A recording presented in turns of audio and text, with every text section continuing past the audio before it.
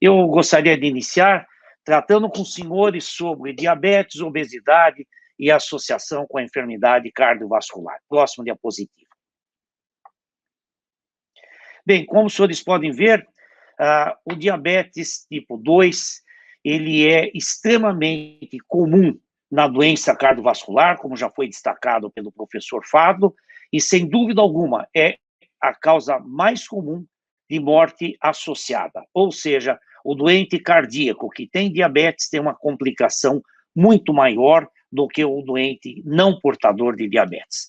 E o diabetes é também o maior risco para evolução da doença cardiovascular. Próximo diapositivo.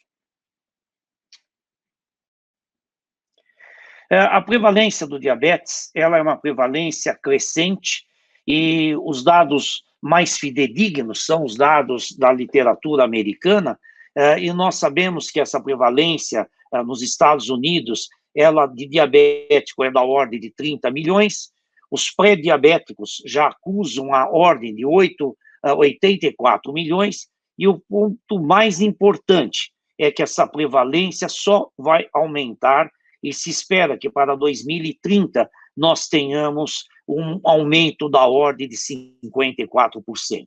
E como os senhores verão na nossa apresentação, essa prevalência se tornará ainda maior quando nós incluirmos o subgrupo de pacientes obesos. Próximo diapositivo.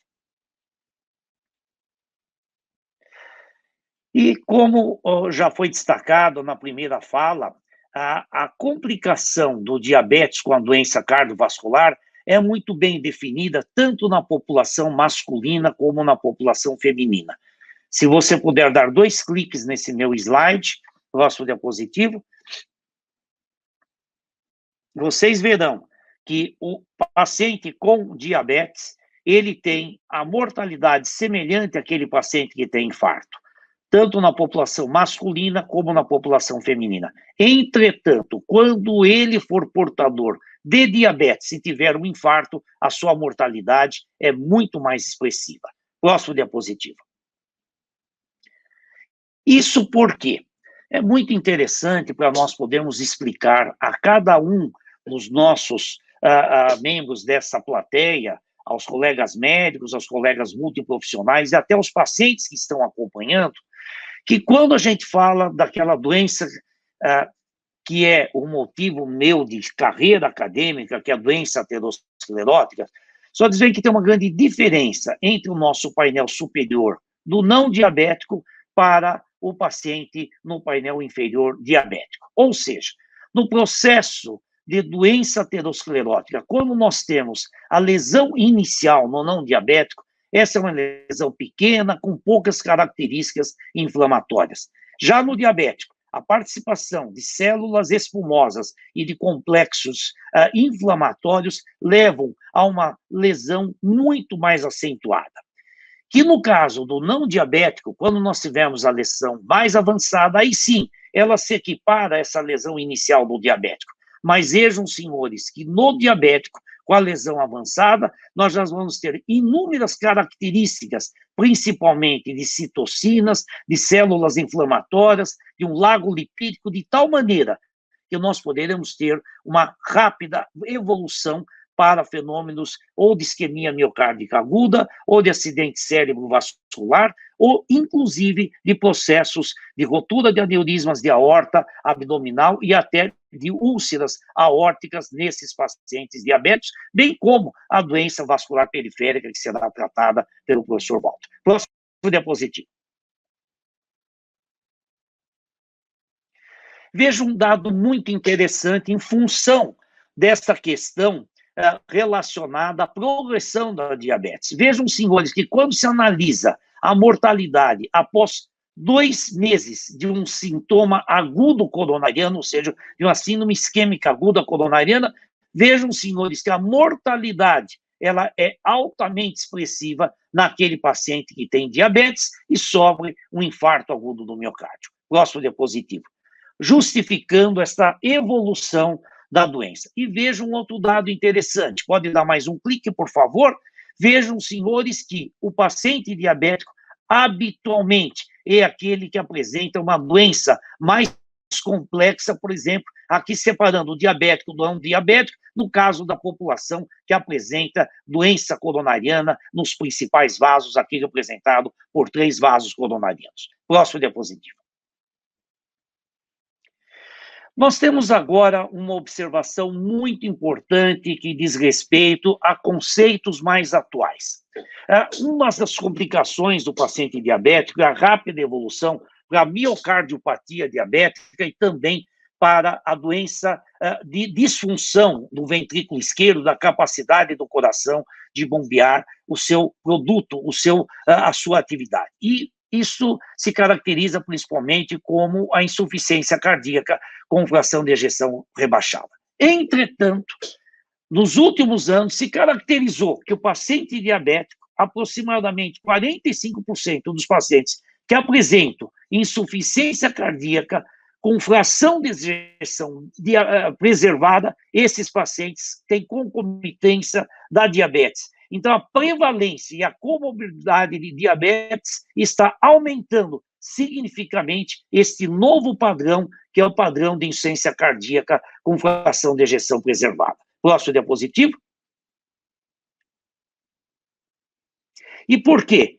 Porque os senhores verão que existe para o diabetes e o fenótipo da insuficiência cardíaca, no caso da insuficiência cardíaca com fração de ejeção preservada, nós temos alguns fatores muito interessantes. Primeiro de todos eles, a própria hiperglicemia, a hiperinsulinemia, levando importante hipertrofia dos cardiomiócitos. Por outro lado, a lipotoxicidade e a deposição de AGEs, e principalmente o caso daqueles pacientes obesos, levando a importantes componentes com radicais livres de oxigênio, com menor biodisponibilidade de óxido nítrico, de tal forma que esta inflamação continuada, que é presente tanto no diabético como no obeso, vai fazer com que nós tenhamos importantes alterações das células endoteliais. De tal maneira que é o protótipo ideal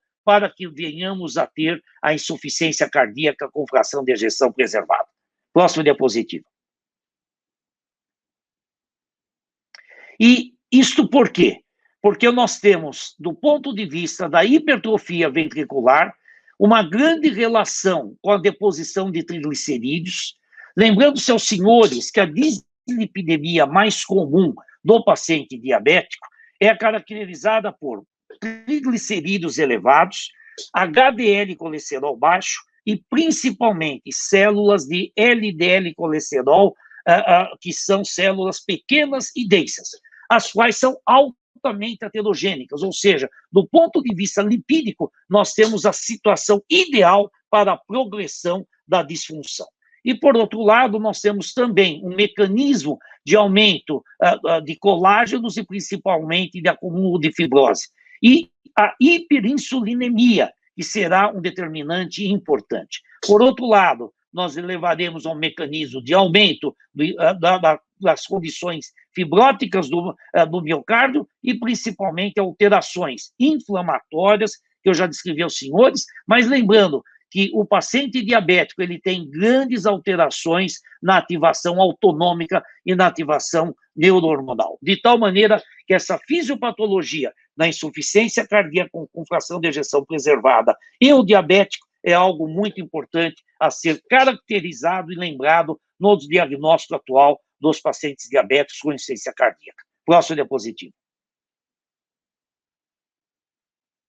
E existe uma situação toda controle, aonde, como já falei aos senhores, o aumento da massa, as alterações de pressão sistólica, a congestão, a disfunção endotelial, todos esses fatores levam ao aumento dessa condição. E, por outro lado, o status funcional, a qualidade de vida, a capacidade de exercício diminuída e, principalmente, o fato do paciente ficar mais em casa faz com que nós tenhamos essa progressão. Progressão essa que pode ser claramente contrabalanceada pelo tratamento da glicemia elevada, quer seja por aqueles que são os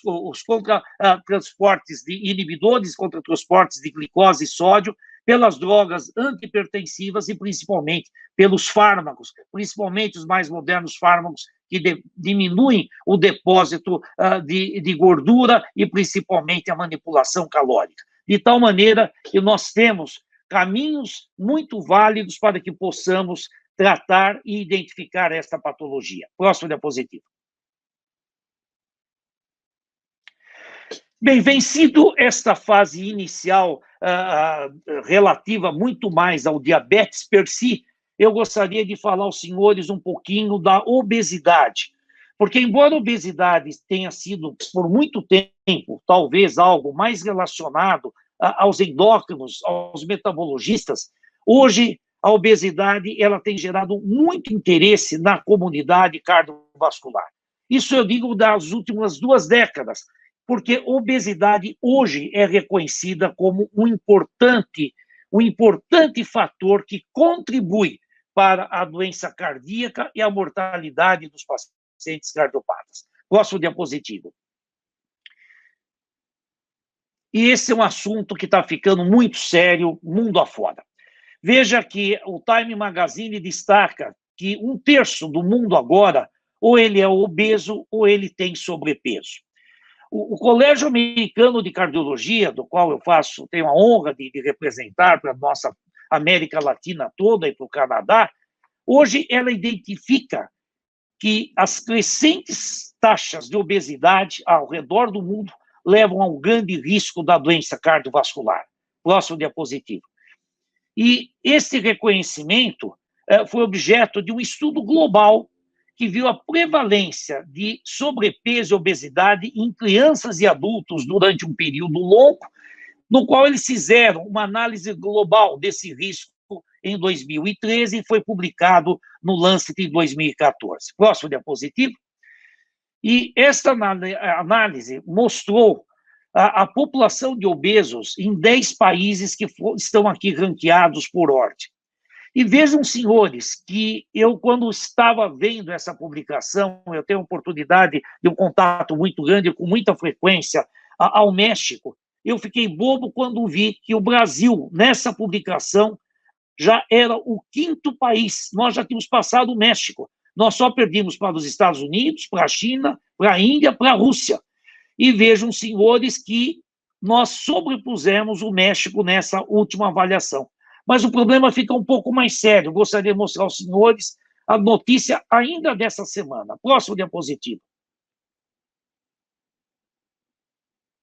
Vejam, numa importante pesquisa realizada pelo nosso Instituto Brasileiro de Geografia e Estatística, que foi publicada agora, no dia 22 de outubro de 20, na nossa imprensa, em vários caminhos da imprensa, eu estou trazendo aqui a informação da Folha, mas segundo a pesquisa do IBGE, a maior prevalência de obesos já está entre a população de 40 e 59 anos, chegando a 34%. Portanto, 1 em cada 4 brasileiros acima de 18 anos está obeso. E um dado muito interessante. Vejam, senhores, que esse índice é maior para as mulheres, chegando em torno de 30%, 25 milhões, e no caso dos homens, de 21%, 16,2 milhões. Na realidade, esse problema só está aumentando, então nós temos que estar também preparados para entender e para tratar esse novo problema de saúde pública, e lembrando que esse paciente certamente será também um diabético a curto, a médio ou a longo prazo. Próximo diapositivo.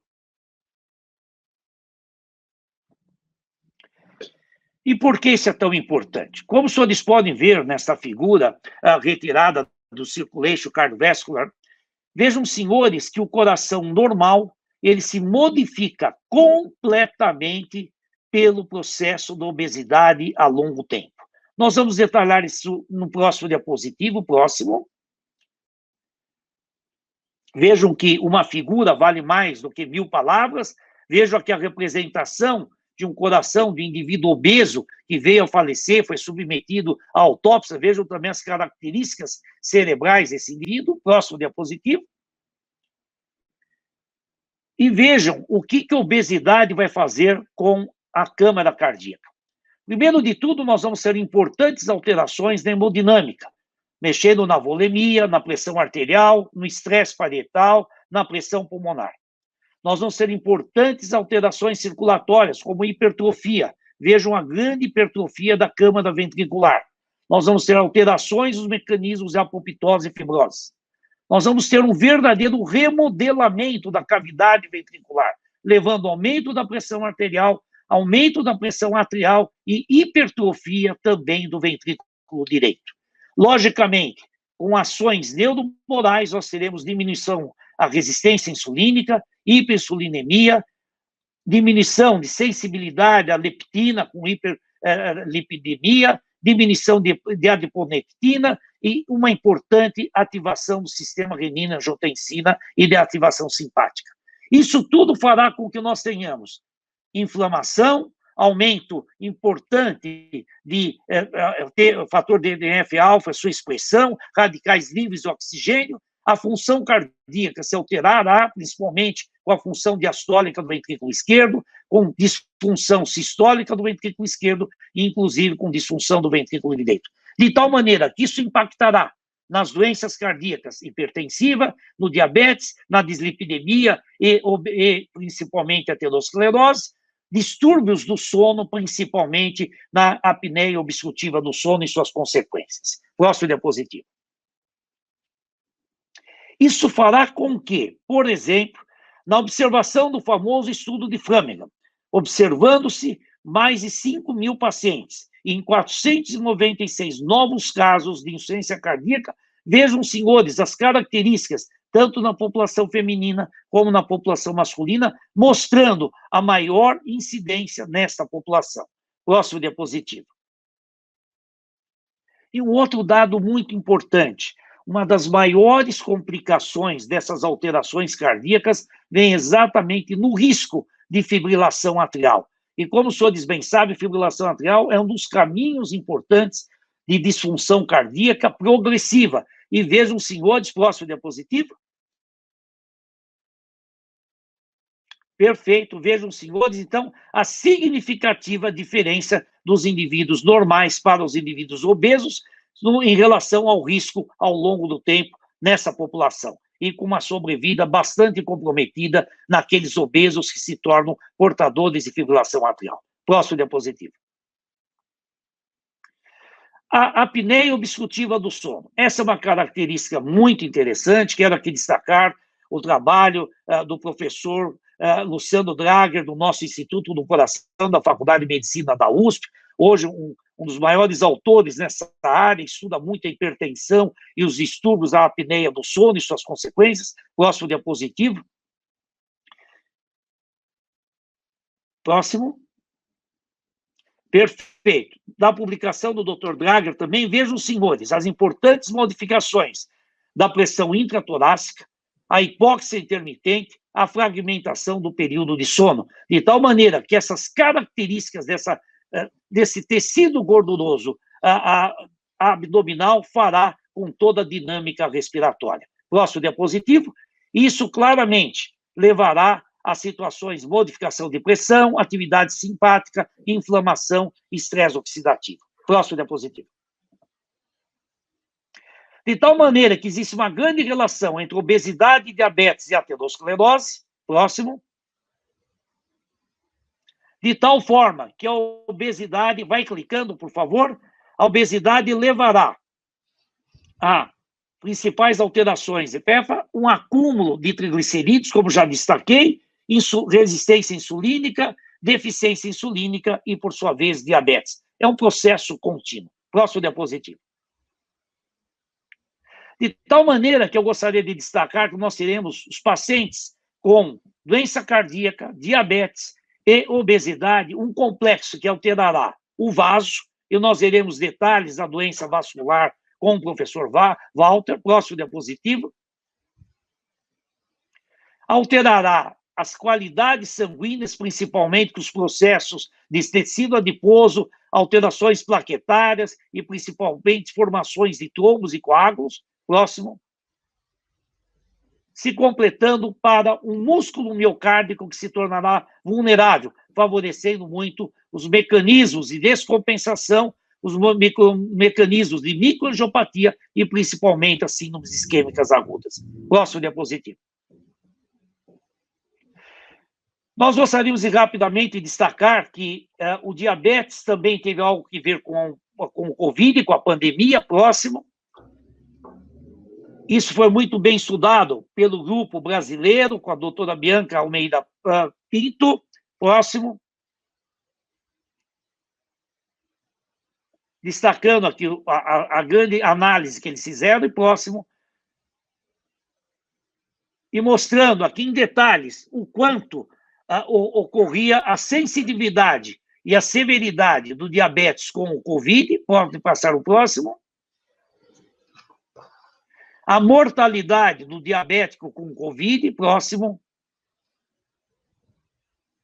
E também a associação com a doença cardiovascular com Covid e a sua mortalidade aumentada. Próximo diapositivo. De tal maneira que diabetes e hipertensão, especialmente a doença cardiovascular, são importantes fatores de risco para a severidade e a mortalidade também na doença infecciosa do Covid, levando, inclusive, a que esses pacientes mereçam um cuidado maior. E, próximo diapositivo, nós temos aqui um dado muito interessante, pesquisa da Faculdade de Medicina da Unicamp, mostrando aqui o vírus de Covid marcado em células adiposas. Isso está em fase de publicação, mas já foi noticiado pela revista FAPESP. E próximo diapositivo, trabalho do nosso querido professor, colega Paulo Saldiva, na USP, mostrando aqui vírus causando trombos na micro e na macrocirculação em autópsias realizadas em pacientes com insuficiência cardíaca que foram a óbitos no complexo hospitalar da Faculdade de Medicina da USP. De tal maneira, próximo diapositivo, e aqui eu encerro a minha apresentação com a mensagem a todos os senhores, que diabetes, obesidade e doença cardiovascular têm uma importância, um impacto epidemiológico, e isso se mostrou ainda mais na doença da pandemia da Covid-19. Portanto, nós temos que ter controle individualizado dos fatores e riscos em pacientes diabéticos e pacientes obesos que possam vir a desenvolver doença aterosclerótica, doença cardiovascular. E que, indiscutivelmente, uma ação multiprofissional e multidisciplinar é crucial para a evolução, controle dos pacientes diabéticos e obesos, principalmente aqueles que têm associado a doença cardiovascular. Muito obrigado pela atenção dos senhores.